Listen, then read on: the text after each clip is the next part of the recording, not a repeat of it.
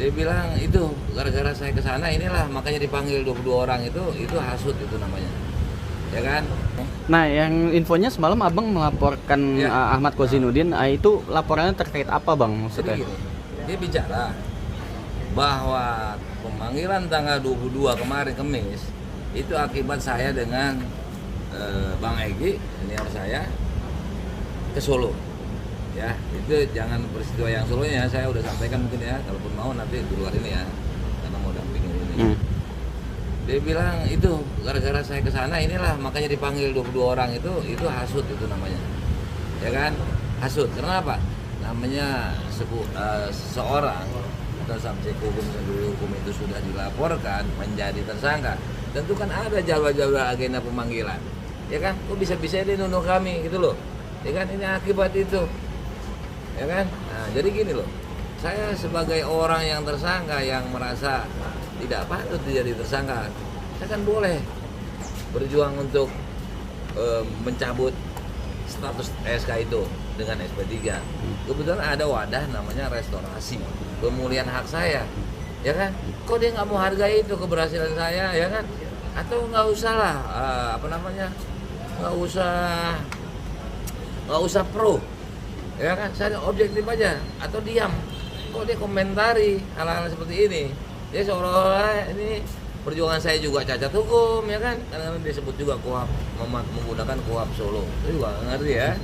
Nah, itu mungkin pengembangan. Yang jelas tadi tuh kerugian moral saya adalah dia menyatakan gara-gara saya dan Egy ke Solo, ya kan? Walaupun dia sudah tahu, ya kan? Kan bisa dia lihat, ya. Nah, dan satu lagi, hukum itu terkait KUHP ya, itu terkait dengan apa namanya, dengan restorasi itu ada di dalam undang-undang. KUHP itu kan undang-undangnya ya. Itu semua orang dianggap tahu, itu teori hukum ya, dianggap sudah tahu. Itu nama teorinya fiksi hukum atau presumsi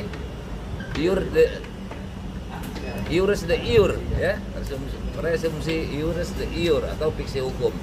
Jadi dia dianggap sudah tahu, apalagi saya sudah sampaikan tujuan saya begini. Dan saya di depan dia juga di gelar perkara saya masukkan nota keberatan saya dengan Bang Egy. Bang Egy pakai pakar Profesor Muzakir. Jadi beda pembelaannya. Bahwa dia nggak pernah di BAP bla bla ya. Ini yang untuk saya. Saya bilang saya pertama tidak terlapor. Kok bisa jadi tersangka? Buktinya apa? Saya pemanggilan pertama sama kawan-kawan, saya dampingi Kurnia dengan rekan saya dari Korlabi, Arfid, sampai habis. Nah, ini logika hukumnya. Apabila saya menjadi terlapor, tentu saya nggak boleh melaporkan. Saya diusir. Dan saya juga menerima kuasa dari Roy Suryo, dari Egy Sujana, dari Rismon. 4. Yang baru saya jalin 1, berikutnya saya sudah jadi terlapor, nggak bisa. Lanjut, kemudian saya jadi tersangka. Saya ingin memulihkan. Saya advokat, saya belum diadukan kepada Kongres Advokat Majelis Pers. Sementara saya tahu tentang kode etik, tahu banget. Saya bekas sekretaris Dewan Kehormatan. Saya suka nyidang-nyidangan, ya, suatu perkara yang ada aduan dari masyarakat maupun sesama anggota advokat. Saya ngerti, kok saya enggak. Banyak lain-lain. Termasuk saya waktu jadi tersangka, saya di BAP, saya lihat di atas saksi terlapor. Nah, ini saya udah mulai menurun. Akhirnya ada suatu pertimbangan khusus kenapa saya jadi saksi terlapor. Berarti kan sudah turun kan? Nah, ini bisa saya perjuangkan. Saya perjuangkan dengan hak hukum saya. Ya kan?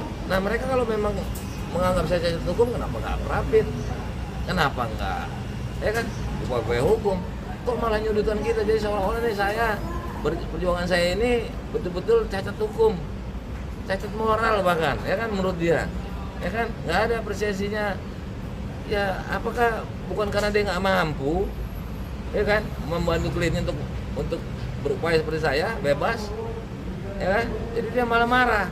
Saya nggak ngerti, maka nanti dia jelaskanlah, ya kan? Nah, nanti jelaskanlah di depan penyidik, hak hukum dia untuk menjelaskan, oh begini. Nah, ya kan?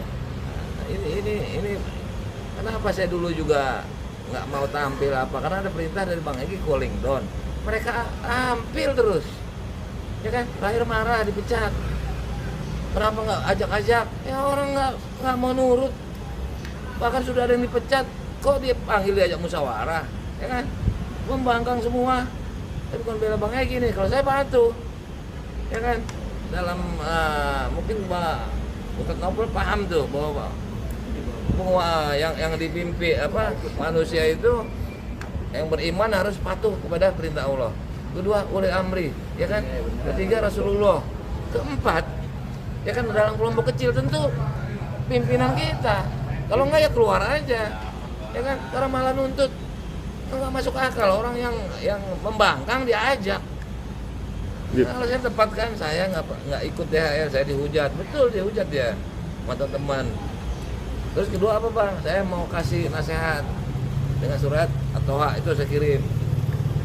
Oke, saya bilang, yang penting jangan minta maaf sampai ini. Sama apa? Minta maaf dengan dipublis. Oke, sepakat. Begitu sepakat apa? Saya kan ikut. Nah di sana perkembangannya mungkin kan, ya halo ini.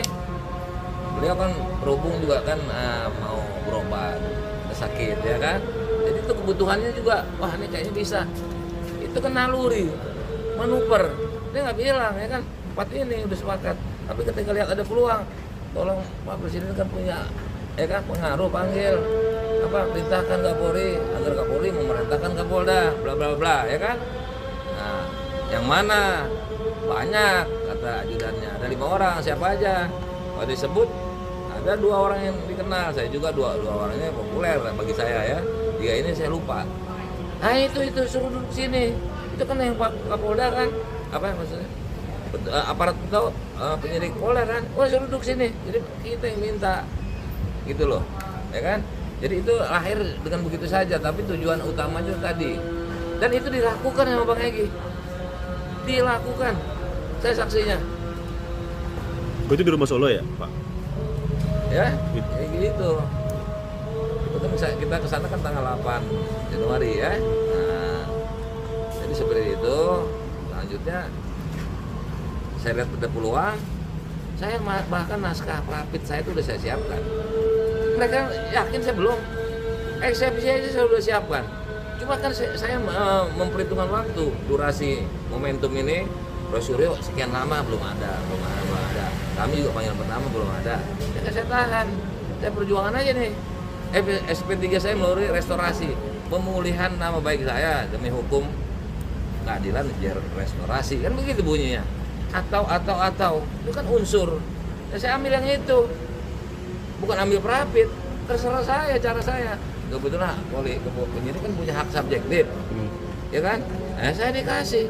Saya nggak ada pernyataan sendiri minta maaf, nggak ada. Saya tujukan kepada penyidik. Memang itu aturan hukumnya. Nah kalau dia nggak tahu, saya udah kasih tahu. Kok dibawa-bawa seolah-olah mereka dipanggil tanggal 22 kemarin Kamis, ya kan? Seolah-olah karena kedatangan saya ke sana, itu kan fitnah, ya kan? Kan udah banyak orang nggak suka sama kita, ya kan? Yang pro, apalagi yang kontra, malah berbalik. Kita nggak nuntut ini ya, kita nggak nuntut yang netizen yang memang nggak, yang benci sama kami. Kita nggak minta di rumah kita dalam hal ini. Ya, mungkin hanya kepingin bikin ramai kan. Tapi yang dari barisan kita ini banyak kita jadi dianggap inilah gara-gara ini nih. Dan bukan satu kali dia ngomong seperti ini, bukan satu kali. Jadi pelaporannya itu termasuk fitnah juga Bang, terhadap Ahmad Kozin? Fitnah, penistaan, ujar kebencian, pasal undang-undang ITE. Bang Egy saya nggak tahu, Bang Egy sama, tokonya cuma plus Roy. Tapi terpisah ya. Saya punya Bang Damai, punya Bang Damai. Nomor sendiri, laporan beda. Kalau Abang Ahmad Kozinuddinnya aja, kalau Bang Egy sama Roy Suryo. Plus Roy. Oke. Tapi unsur pasal yang digunakan dalam laporan itu sama. Saya nggak tahu. Saya rasa adalah yang mirip. Ya. Saya nggak tahu. Dan itu baru semalam masukin laporan buat laporannya? Semalam saya ada olahraga di pakaian saya itu training di sini Manusia Merdeka kaos.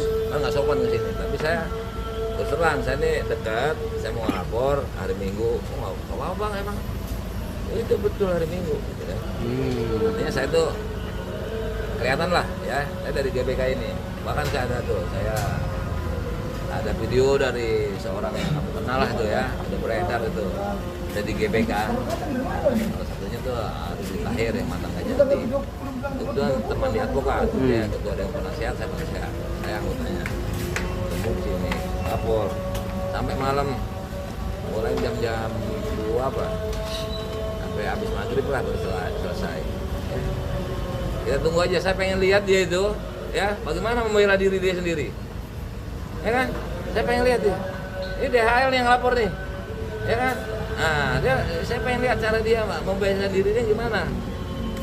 Saya mau lihat gitu ya. Jangan keluar nggak karuan ya kan, itu teman saya. Ya kan? Landasan ini banyak yang keliru. Saya udah perhatikan, bahkan saya di TV sebelumnya saya bilang, dulu Bang Egi saya larang ini, minta tolong orang ini. Kenapa? Saya tahu. Bang Tri aja orang lagi di penjara dipecat sama dia. Pengacara orang lagi pesakitan dipecat.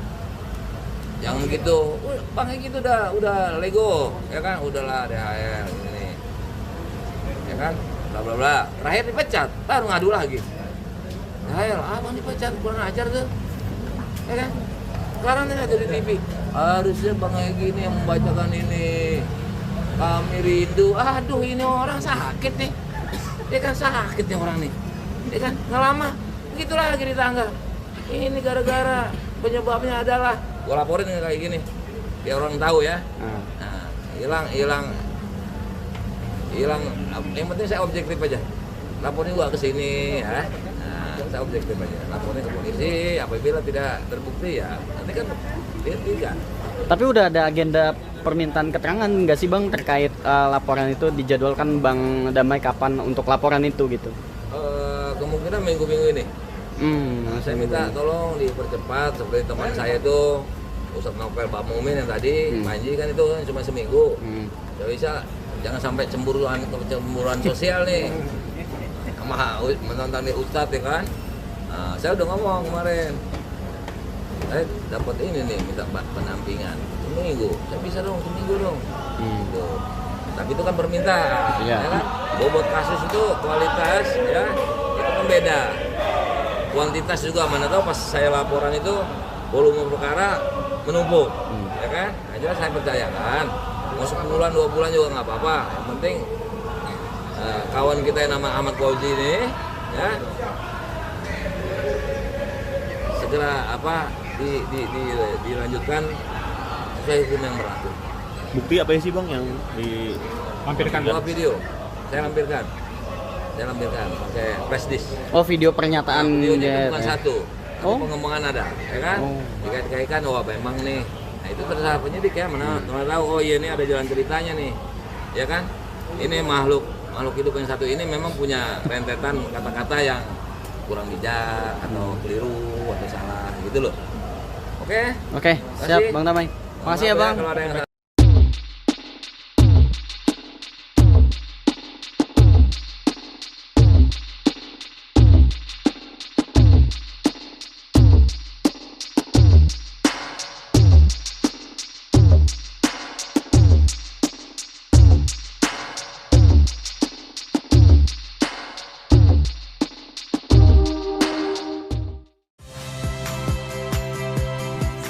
Rizka Clarissa. Saksikan program-program Kompas TV melalui siaran digital, pay TV, dan media streaming lainnya. Kompas TV, independen, terpercaya. Bismillahirrahmanirrahim. Sehubungan dengan adanya laporan polisi yang dibuat oleh Damai Hari Lubis dan Egy Sujana terhadap saya dan klien saya Roy Suryo, saya sampaikan klarifikasi dan bantahan sebagai berikut. Pertama, tidak benar saya mencemarkan Damai Hari Lubis dengan menyatakan SP3 dikeluarkan itu mengikuti SOP Solo. Yang benar adalah saya mengkritik kinerja penyidik yang dalam menerbitkan SP3 berdasarkan restoratif justice itu tidak mengikuti norma, tahapan, dan prosedur yang diatur di dalam KUHP, tapi lebih mengikuti atensi dan intensi kepentingan politik Solo, yakni kepentingan dari saudara Joko Widodo setelah pertemuan DHL atau Damai Hari Lubis dan Egy Sujana dengan Joko Widodo di Solo. Kedua, adapun klien saya yang dianggap membuat pencemaran karena membuat analogi ada 2 tuyul yang ketemu jin ibrit itu sebenarnya adalah kritik terhadap klaim analogi Egy Sujana yang bertemu Joko Widodo, yang mengklaim itu adalah pertemuan Musa dan Harun yang ketemu dengan Fir'aun. Jadi kutipan itu juga merupakan tulisan panjang yang dibuat oleh Lukas Luarso yang memang membuat analogi pertemuan itu sebagai pertemuan antara 2 tuyul yang ketemu jin ibrit.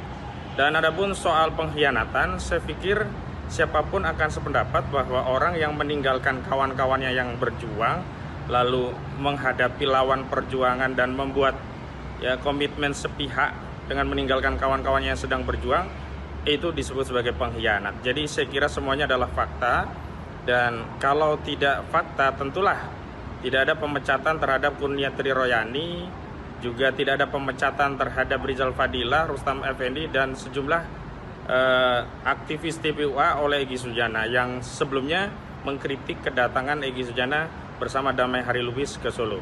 Demikian, mudah-mudahan dapat dipahami.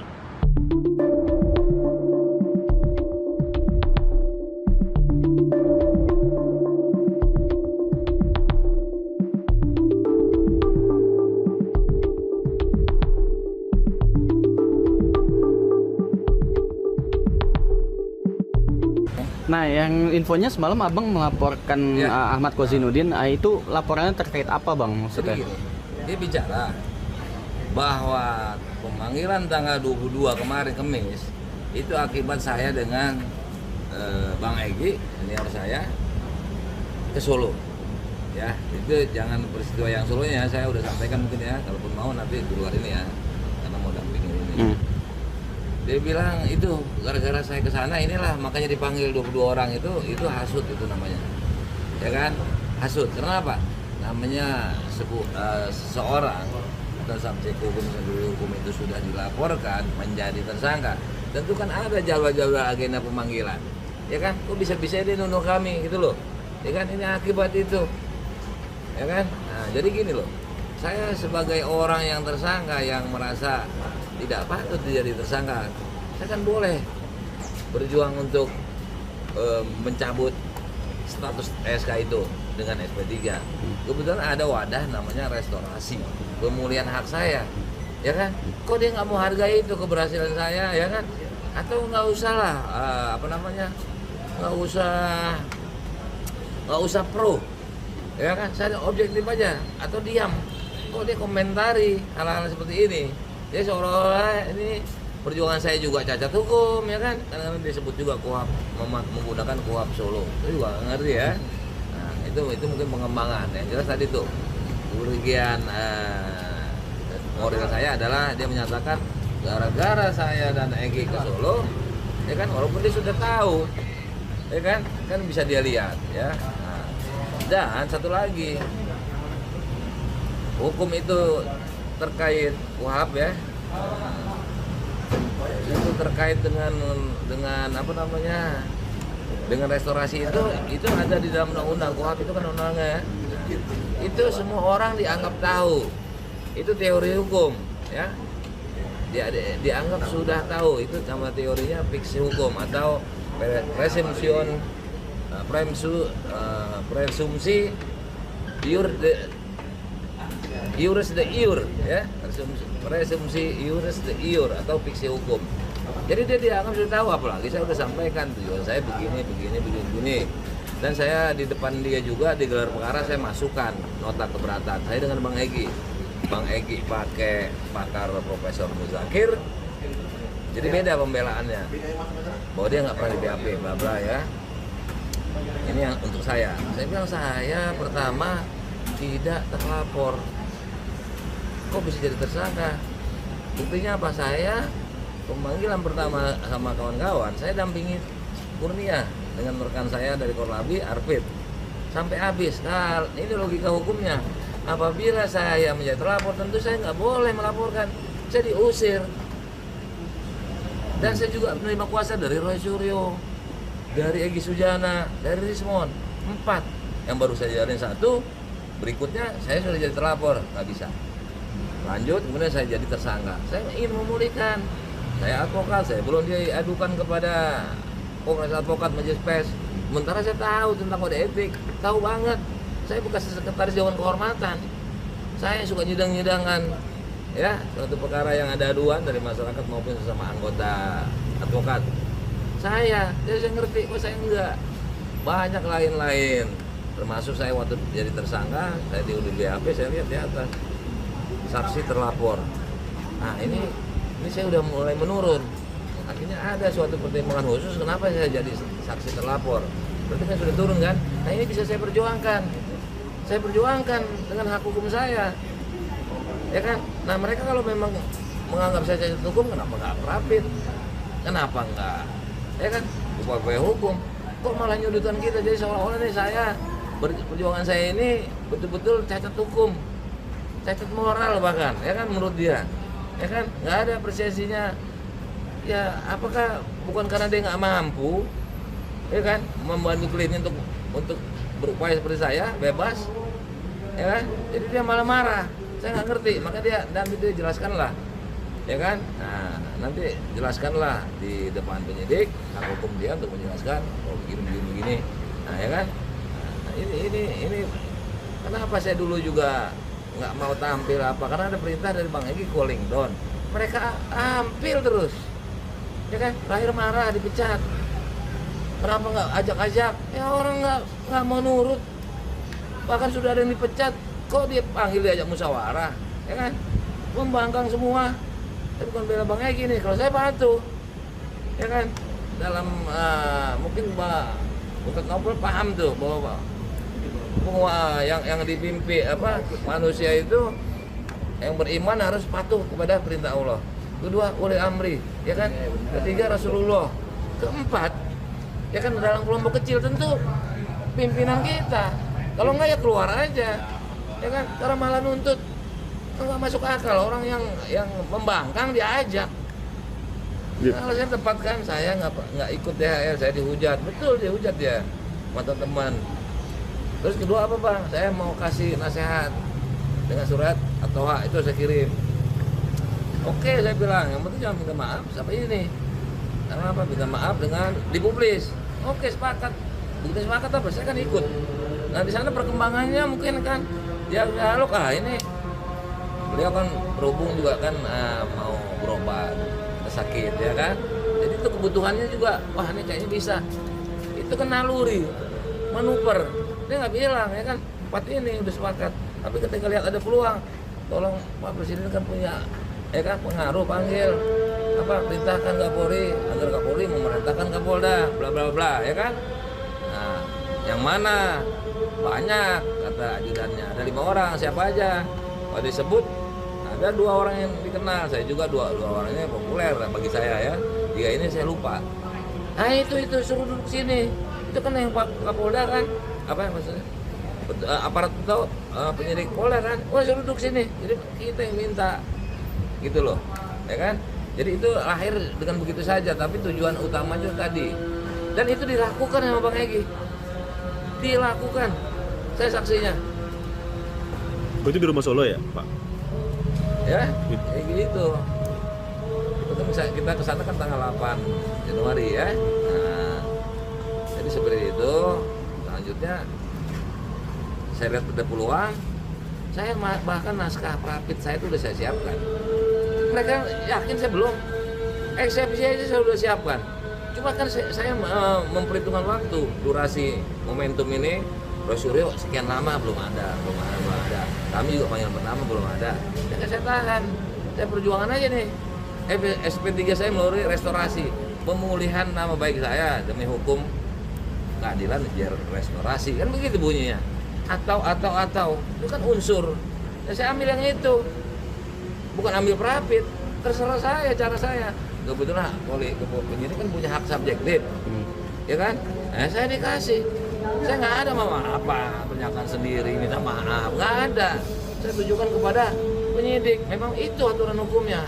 Nah kalau dia nggak tahu, saya udah kasih tahu. Kok dibawa-bawa seolah-olah mereka dipanggil tanggal 22 kemarin Kamis, ya kan? Seolah-olah karena kedatangan saya ke sana, itu kan fitnah, ya kan? Kan udah banyak orang nggak suka sama kita, ya kan? Yang pro, apalagi yang kontra, malah berbalik. Kita nggak nuntut ini ya, kita Kita nggak nuntut yang netizen yang memang nggak, yang benci sama kami. Kita nggak minta di rumah kita dalam hal ini. Ya, mungkin hanya kepingin bikin ramai kan. Tapi yang dari barisan kita ini banyak kita jadi apa namanya, dianggap inilah gara-gara ini nih. Dan bukan satu kali dia ngomong seperti ini, bukan satu kali. Jadi pelaporannya itu termasuk fitnah juga bang, apa terhadap saya Ahmad laporkan Kozini? fitnah, penistaan, ujaran kebencian. Ya, pasal undang-undang ITE, Bang Egy saya nggak tahu. Bang Egy sama, tokohnya cuma plus Roy. Tapi terpisah ya. Saya punya Bang Damai, punya Bang Damai. Nomor sendiri, nomor laporan beda. Kalau abang Ahmad Kozinudinnya aja, kalau Bang Egy sama Roy Suryo. Plus Roy. Oke. Tapi unsur pasal yang digunakan dalam laporan itu sama. Saya nggak tahu. Oke. Saya rasa adalah yang mirip. Ya. Saya nggak tahu. Dan itu baru semalam apa masukin laporan buat laporannya? Semalam saya ada olahraga di pakaian saya itu training di sini Manusia Merdeka kaos. Kan nggak sopan ke sini, tapi saya terus terang saya ini dekat, saya mau lapor hari Minggu. Oh, nggak apa-apa Bang emang. Itu betul hari Minggu gitu ya. Artinya saya tuh kelihatan lah ya, saya dari GBK ini. Bahkan saya ada video dari seorang yang kamu kenal lah itu ya, ada beredar itu dari GBK. Salah satunya tuh Arif Tahir yang mantan Kajati. Kemudian teman di advokat, ya ketua Dewan Penasihat, saya anggotanya. Tunggu di sini, lapor sampai malam, mulai jam 2 apa, sampai habis maghrib lah baru selesai. Ya. Kita tunggu aja, saya pengen lihat dia itu, ya bagaimana membela diri dia sendiri. Ya kan? Saya pengen lihat dia. Ini DHL yang lapor nih. Ya kan? Nah, saya pengen lihat cara dia membela dirinya gimana. Saya mau lihat gitu ya. Jangan keluar nggak karuan ya kan, itu teman saya. Ya kan? Landasannya banyak yang keliru.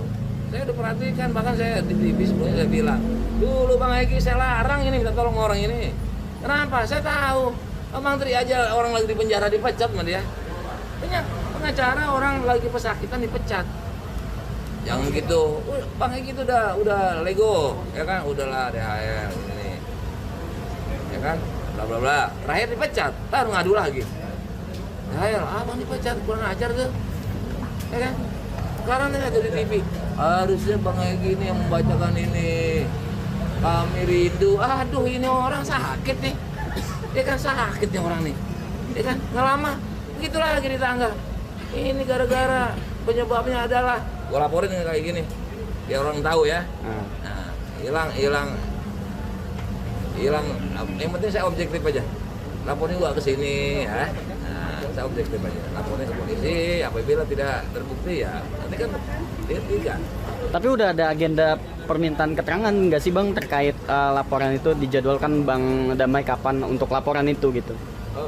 Kemungkinan minggu-minggu ini. Saya minta tolong dipercepat seperti teman saya itu Ustadz Novel Bamumin yang tadi Panji kan itu cuma seminggu. Gak bisa, jangan sampai cemburuan sosial nih sama menonton di Ustadz ya kan. Nah, saya udah ngomong kemarin, saya dapat ini nih minta penampingan seminggu, saya bisa dong seminggu dong. Gitu. Tapi itu kan permintaan, ya kan? Bobot kasus itu kualitas ya itu kan beda. Kuantitas juga mana tahu pas saya laporan itu volume perkara menumpuk, ya kan? Nah, jelas saya percayakan mau 10 bulan 2 bulan juga nggak apa-apa. Yang penting kawan kita yang nama Ahmad Kozini ini, ya segera dilanjutkan sesuai hukum yang berlaku. Bukti apa sih Bang yang dilampirkan? Dua video saya lampirkan pakai flash disk. Oh, video pernyataan videonya bukan satu. Pengembangan ada, ya kan? Dikait-kaitkan, memang nih. Nah itu terserah penyidik ya, mana tahu oh iya ini ada jalan ceritanya nih, ya kan? Ini makhluk hidup yang satu ini memang punya rentetan kata-kata yang kurang bijak atau keliru atau salah gitu loh.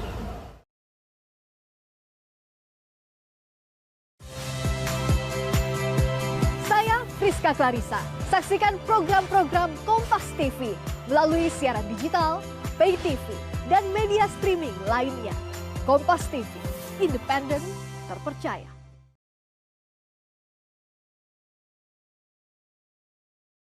Sekarang Pak Rikwanto, silakan siap-siap Pak Rahul ya. Terima kasih Pak Ketua. Assalamualaikum warahmatullahi wabarakatuh.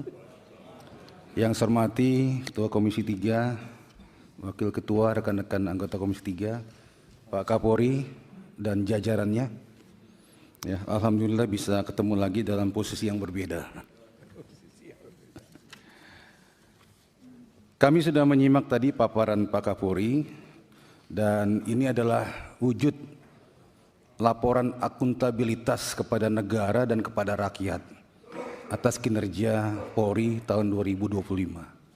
Jadi yang menggunakan anggaran negara, institusi negara, bertanggung jawab kepada negara dan rakyat. Ya, dan alhamdulillah laporannya bagus, laporannya komprehensif, dan bisa kita simak bersama keberhasilan Polri dalam menjaga keamanan ketertiban masyarakat, menegakkan hukum, dan melayani rakyat dalam konteks tugas-tugas pokoknya. Saya pernah duduk di posisi rekan-rekan semuanya ini, ya, sekarang di posisi yang berbeda, namun saya berharap tahun 2029 ada yang duduk di sini juga dari Polri ya, untuk meneruskan generasi. Amin. Pak Kapolri yang terhormat, kembali ditegaskan bahwasannya reformasi kemarin itu tetap berkutat pada kultur. Ya, kultural, memang ini penyakit semua lembaga sebenarnya, bukan hanya Polri. Ya, namun karena Polri yang setiap hari terlihat oleh masyarakat, berinteraksi rutin, dampaknya langsung bisa dirasakan masyarakat, dan ini yang terasa di masyarakat. Dan akhirnya Polri yang paling banyak dilihat dan dinilai. Nah, memang ada beberapa pergeseran menurut laporan dan pendapat pandangan masyarakat tentang kultur Polri saat ini. Ya, kenapa agak jauh, kenapa agak kurang empati, kurang bersimpati dan lain-lain. Ya, ini perlu pembenahan. Saya dulu waktu PTIK, kita feedback ke belakang sama Pak Dedi itu, Pak Fadil duluan ya, PTIK-nya. Ada guru kita Profesor Sondang Siagian, masih ingat ya? Itu dia mengajarkan perilaku organisasi dan budaya organisasi. Dulu abstrak kelihatannya, tapi sekarang jelas. Ternyata organisasi itu ada budayanya, ada kulturnya, dan ada perilakunya. Nah, bicara kultur budaya ini bisa buruk, bisa baik. Nah, Polri di sisi yang mana sekarang ini? Apakah di tengah, apakah di baik, apakah di buruknya? Apa 60 atau 40? Namun wujud dasarnya adalah perilaku. Perilaku itu kalau kita samakan dalam pengertian sehari-hari adab. Ya, adab daripada person-person kita.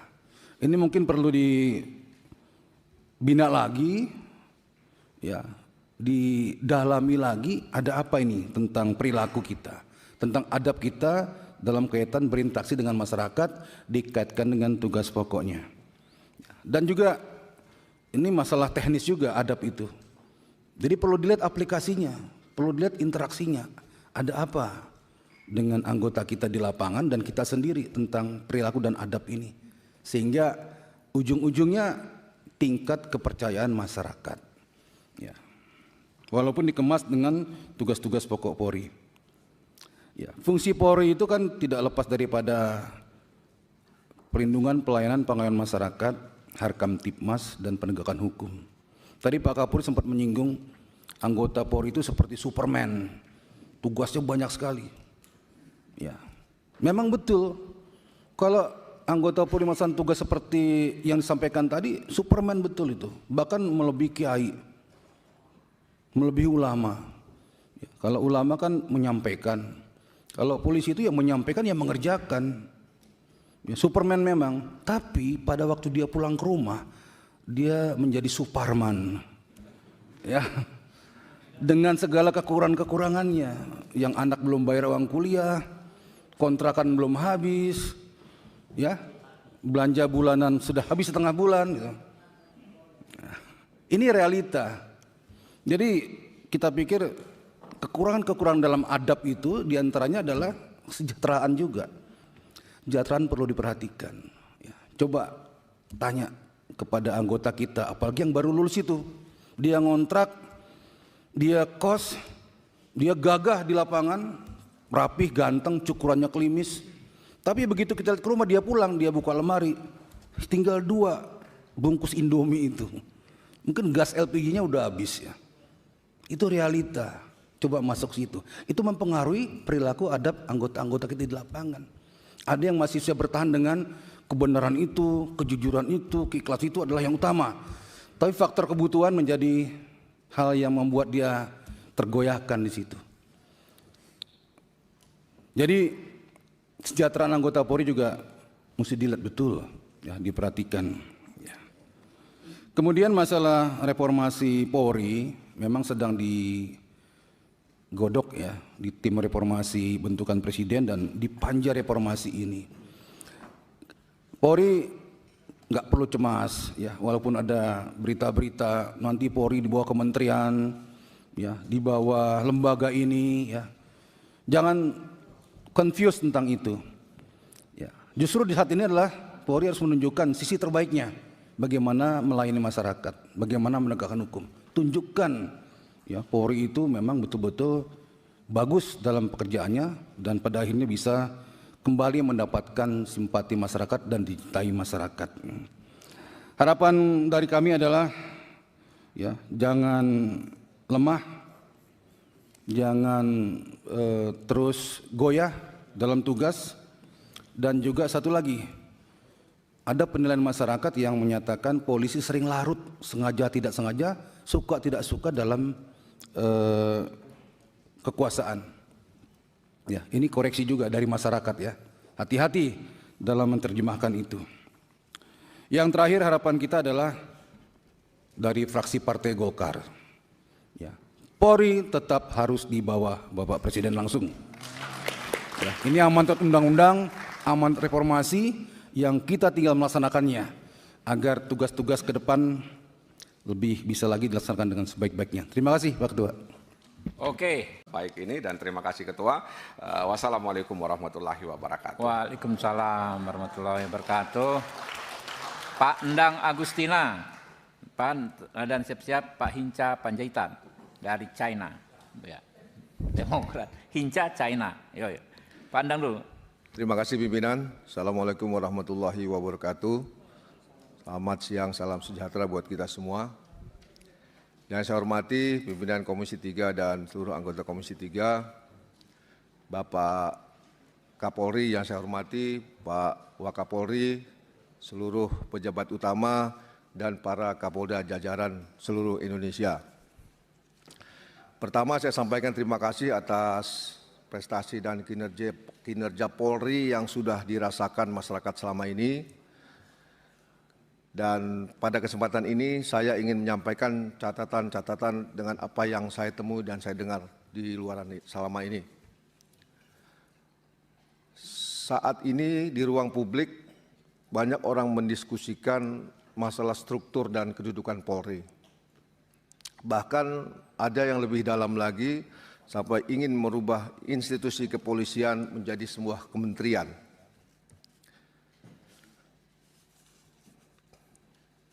Padahal kita sudah mempunyai fondasi konstitusional yang sangat kuat. Dalam Undang-Undang Dasar 1945 di ayat 4 bahwa Polri sebagai alat negara setara dengan lembaga independen lainnya dan bukan di bawah kementerian. Perbedaan formalitas sebagai penjaga konstitusional terhadap politisasi penegakan hukum. Pengalaman sejarah pada saat Orde Baru, Polri dijadikan alat yang represif dan bukan sebagai penjaga hukum. Pemisahan Polri tahun 2000 dan 2002 adalah komitmen mendalam terhadap profesionalisme. Selama 25 tahun lebih, struktur ini terbukti kokoh. Merubahnya kembali adalah regresi kebijakan yang mengulang kesalahan. permasalahannya adalah terkadang kita sulit membedakan mana perilaku oknum dan mana perilaku institusi. Data di tahun 2025, mohon maaf kalau salah bisa dikoreksi, bahwa ada 9.817 sidang kode etik dan 689 pemberhentian, 712 aduan terkait dengan HAM. Angka-angka ini bukan bukti kegagalan institusi, tetapi sistem pengawasan internal sudah bekerja dengan baik. Dalam teori integritas polisi, integritas individual itu dipengaruhi oleh budaya organisasi dan etika kepemimpinan. Pelanggaran oknum adalah kelemahan pengawasan, bukan kegagalan institusi. Menggeneralisir pelanggaran oknum menjadi kegagalan institusi adalah logika yang salah. Kita perbaiki oknumnya, bukan institusinya yang kita rubah. Kami berharap Polri tetap menjadi alat negara yang independen setingkat kementerian. Ini adalah komitmen negara hukum yang mendahulukan konstitusi atas kepentingan pemerintahan sementara. Secara jujur kami sampaikan bahwa kami tidak sepakat dan menolak apabila Polri dirubah menjadi kementerian, dan kami tetap mengharapkan Polri sebagai lembaga independen sesuai dengan pasal 30 ayat 4 Undang-Undang Dasar 1945. Itu yang bisa saya sampaikan, pimpinan. Terima kasih. Assalamualaikum warahmatullahi wabarakatuh. Silakan Pak Hinca Panjaitan. Terima kasih pimpinan. Pimpinan yang saya hormati dan rekan-rekan anggota Komisi 3 yang sangat saya hormati.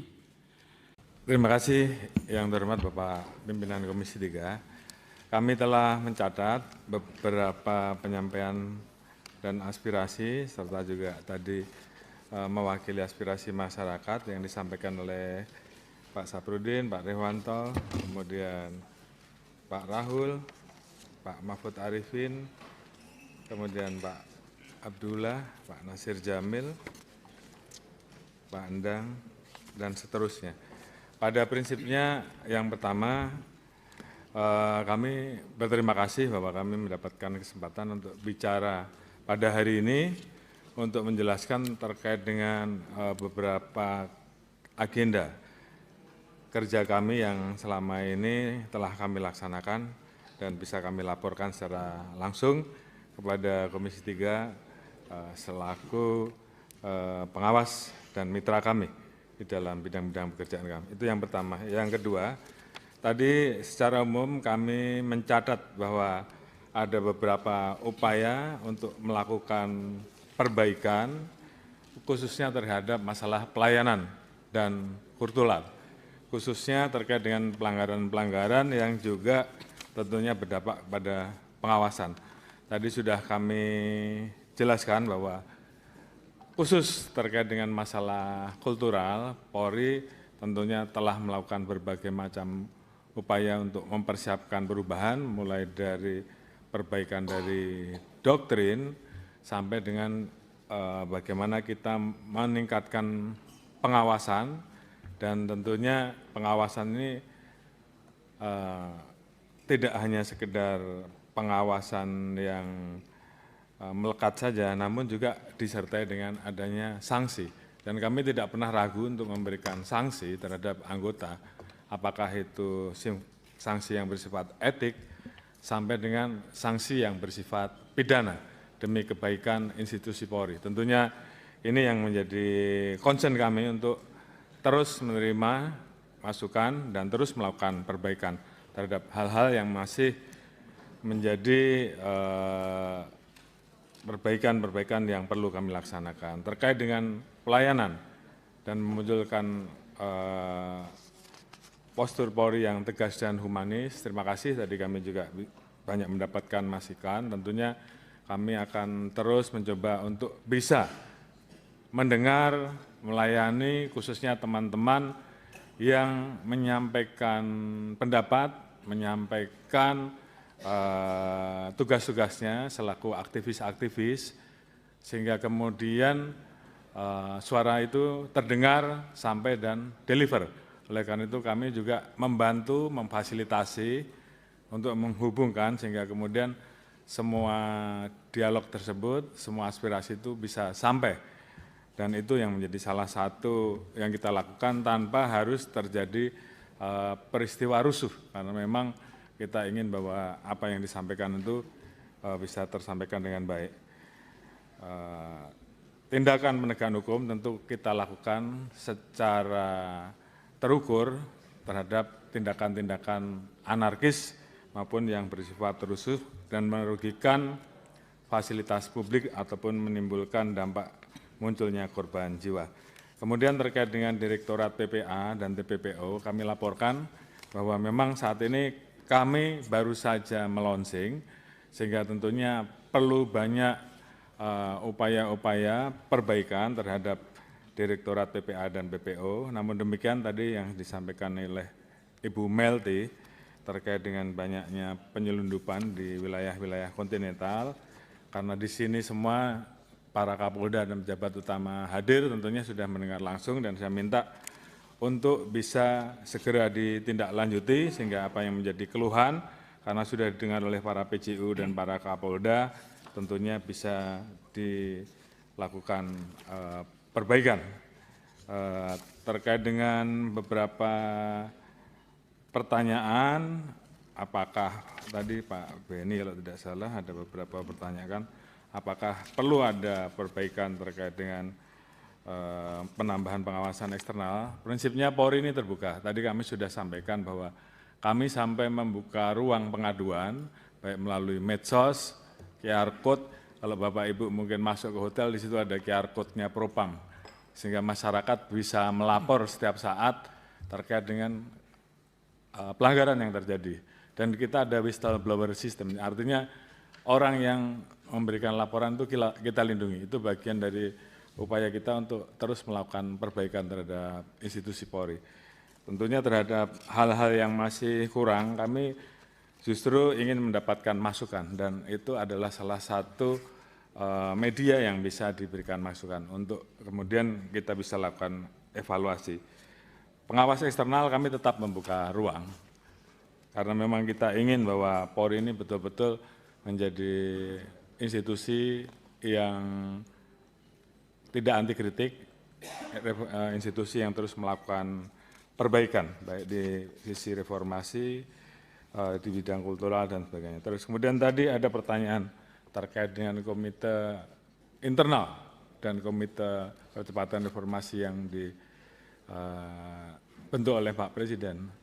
Sebenarnya ini sudah berkali-kali kami sampaikan, baik oleh kami sendiri maupun oleh komite reformasi, bahwa komisi internal ini sifatnya adalah bagian dari respon cepat untuk menindaklanjuti temuan-temuan yang ditemukan, yang dikumpulkan pada saat Komisi Reformasi melakukan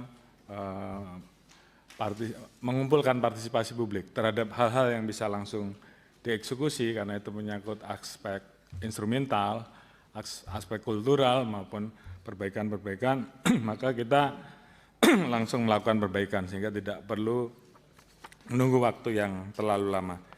Kemudian yang terakhir yang menjadi concern rekan-rekan tentunya terkait dengan posisi institusi Polri. Tentunya kami sangat berterima kasih atas dukungan dari seluruh mitra yang menempatkan Polri tetap di bawah Presiden, karena ini adalah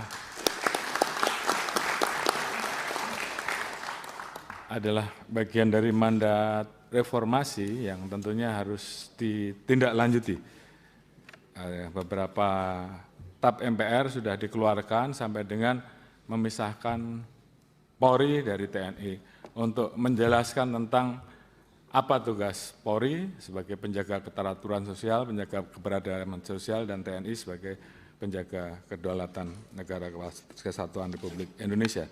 Tentunya penempatan Polri sebagai alat negara yang kita tahu semua bahwa ada hal-hal khusus, bahwa pada saat situasi genting maka posisi Polri sebagai alat negara yang bertugas di bidang keteraturan sosial, di bidang menjaga harkat timas, tentu harus selalu dikontrol. Oleh karena itu, mekanisme check and balances, yaitu oleh persetujuan oleh DPR, menurut kami itu menjadi sangat penting.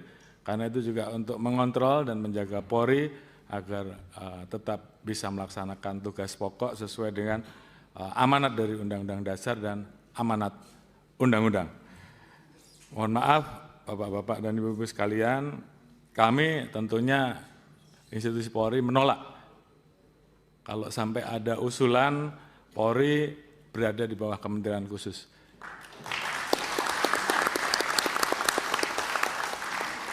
Karena bagi kami, posisi institusi Polri seperti saat ini adalah posisi yang sangat ideal. Kita bisa menjadi alat negara yang betul-betul memberikan pelayanan kepada masyarakat di bidang harkat timas, di bidang hukum, di bidang pelindungan, pelayanan dan pelayanan.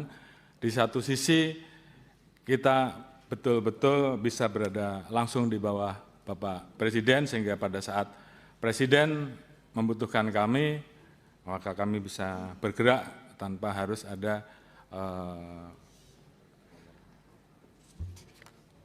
kementerian-kementerian yang kemudian tidak mau, ini menimbulkan potensi matahari kembar menurut saya. Jadi kalau tadi saya harus memilih karena beberapa kali ada yang menyampaikan Kapolri sudah 5 tahun, kalau saya harus memilih, dan kemarin sudah saya sampaikan, bahkan ada beberapa orang yang menyampaikan ke saya lewat WA bahwa mau enggak Pak Kapolri jadi Menteri Kepolisian. Dalam hal ini saya tegaskan bahwa di hadapan Bapak-Bapak dan Ibu-Ibu sekalian dan seluruh jajaran bahwa saya menolak polisi di bawah kementerian.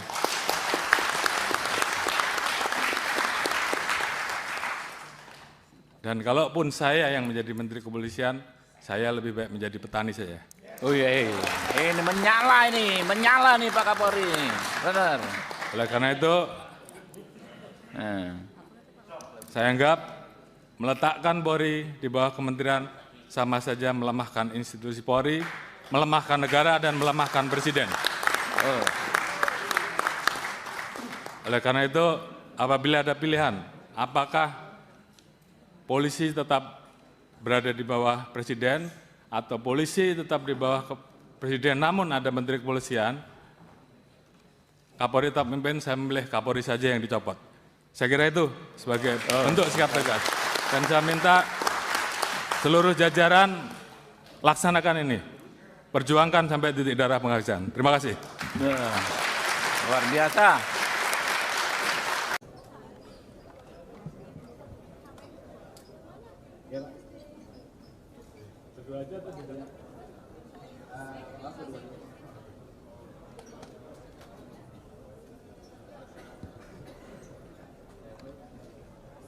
Ya, bismillahirrahmanirrahim. Assalamualaikum warahmatullahi wabarakatuh. Salam sejahtera rekan-rekan sekalian. Bagaimana tadi sudah kami sampaikan dan kawan-kawan bisa menyebut langsung 8 poin percepatan reformasi Polri, ya.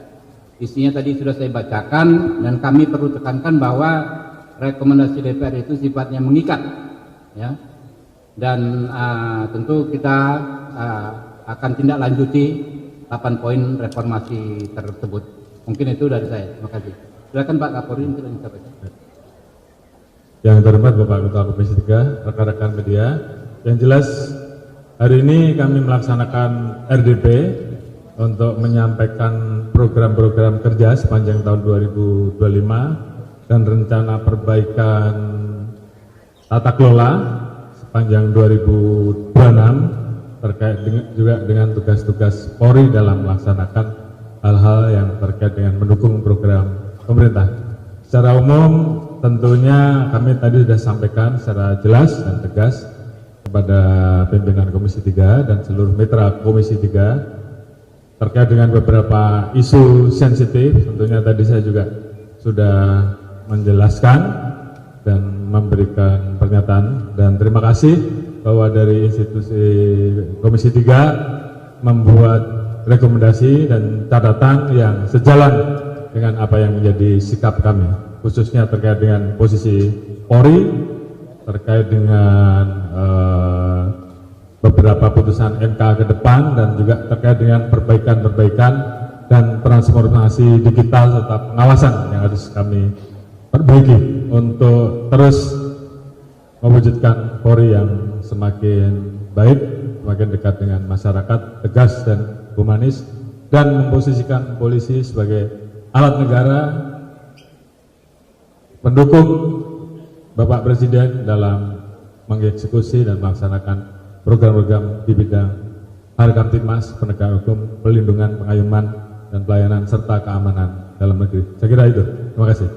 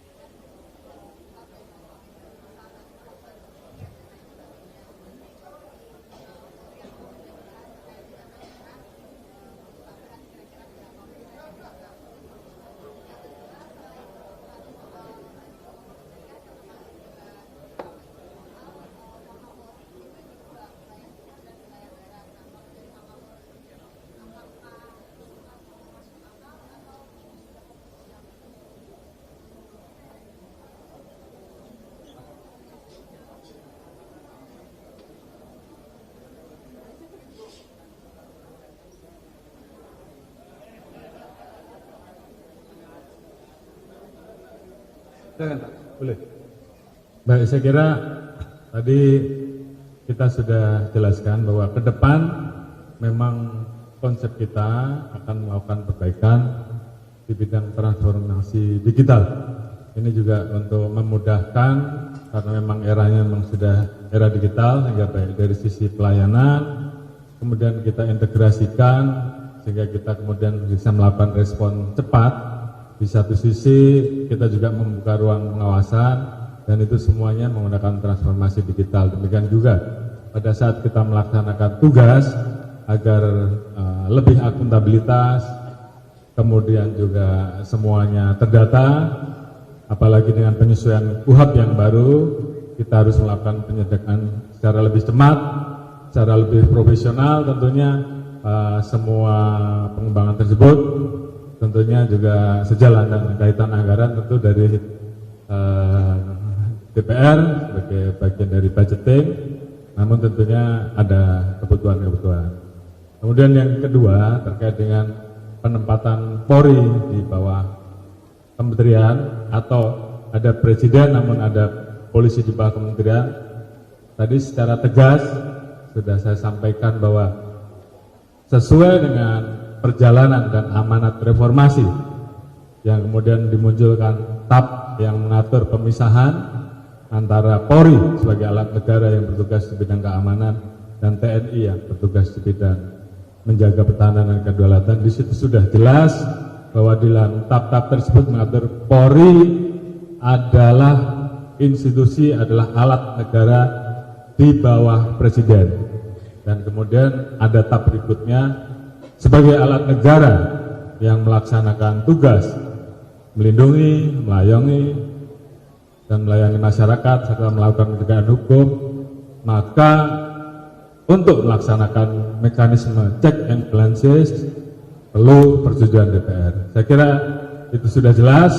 Kami institusi Polri tentunya memegang teguh amanat reformasi terus, karena Polri sebagai alat negara tentunya akan menghormati perjalanan dari sejarah yang ada, dan terima kasih tadi dari DPR RI mempertegas hal tersebut bahwa Polri adalah alat negara yang berada di bawah presiden dan tidak di bawah Kementerian Kepolisian. Itu jelas dan tegas, dan itu kami Polri semuanya satu suara sama dalam hal itu. Terima kasih.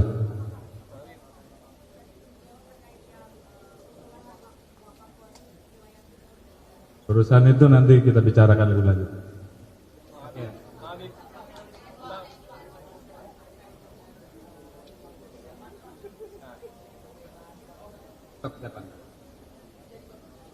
Baik, kasus itu sebenarnya sudah terjadi beberapa waktu yang lalu, namun Kapolda sudah melaporkan bahwa saat ini sedang diupayakan untuk melaksanakan restoratif justice sehingga kasus tersebut segera bisa selesai. Ya.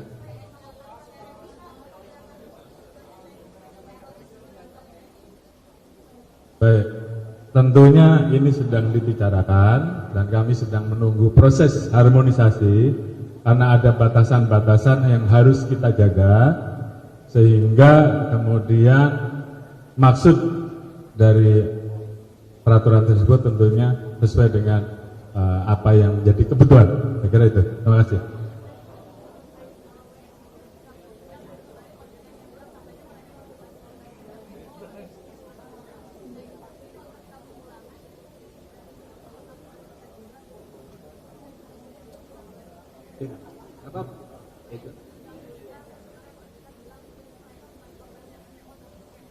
Yang ngomong itu siapa?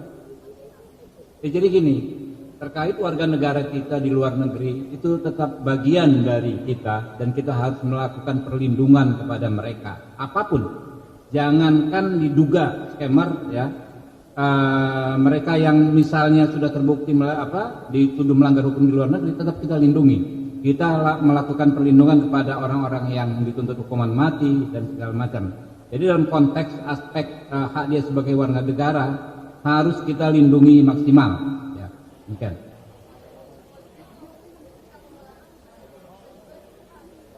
Yang jelas semua yang kaitannya dengan korban-korban tindak pidana TPPO akan kita dalami apakah betul dia korban, tapi paling tidak dia masuk dengan menggunakan jaringan tertentu. Kemudian apakah dalam prosesnya itu memenuhi aturan atau tidak, nanti semua akan kita dalami. Oke? Cukup ya?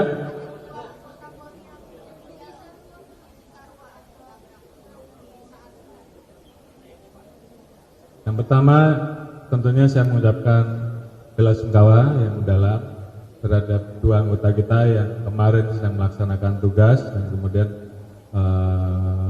terkena musibah.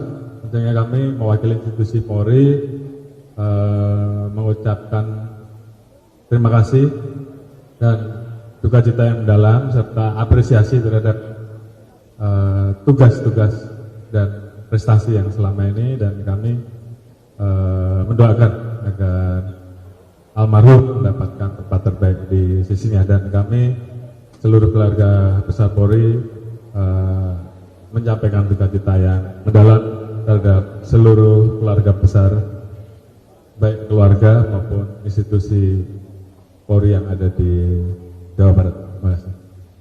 Ya, itu.